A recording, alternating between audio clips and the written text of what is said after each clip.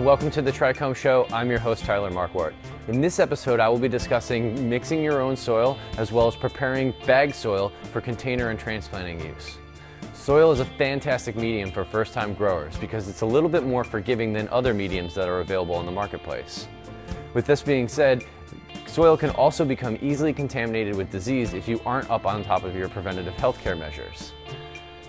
Thank you for tuning in. This episode is brought to you by Terpenes and Testing Magazine. Now let's get growing.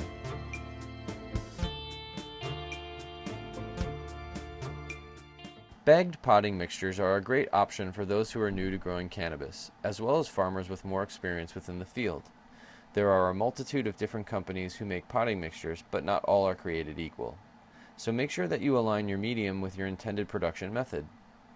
Depending on your cultivar's likes and needs, you may need to slightly amend the potting mixture with the aerating materials such as rice hulls, sand, perlite, or grow stones. You may also want to consider adding some microbial inoculants to help build a strong symbiotic community within the rhizosphere. The rhizosphere is the area between the plant's roots and the soil where microbial action is the highest. Beyond that, most potting soils are ready to use right out of the bag.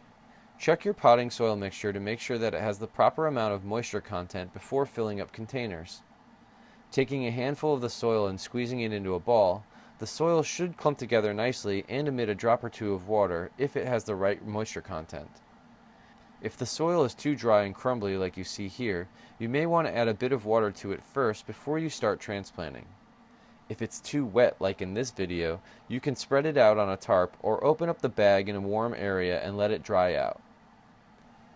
When planting seeds directly into the soil, make sure that you orient the seed in the proper direction for a less stressful germination.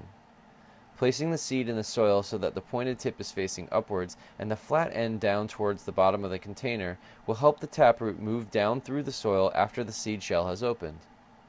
Inserting the tip of your finger into the soil will help to set the proper planting depth for seeds.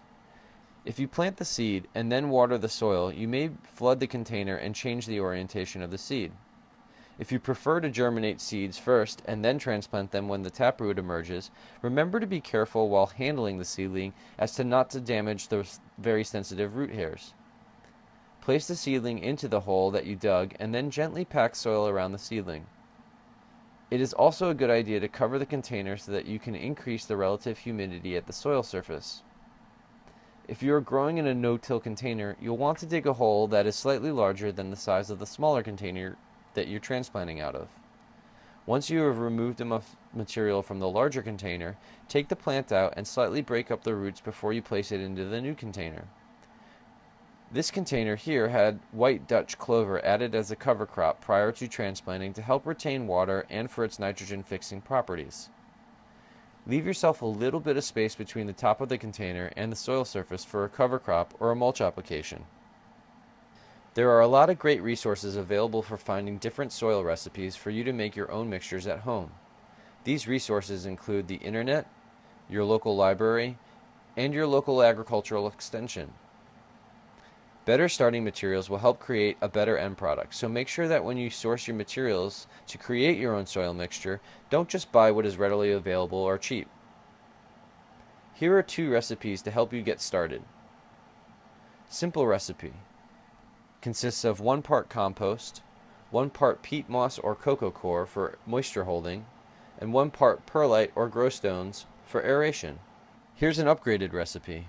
1 part compost, 1 part peat moss or cocoa coir, 1 part perlite or grow stones, 10% biochar by volume.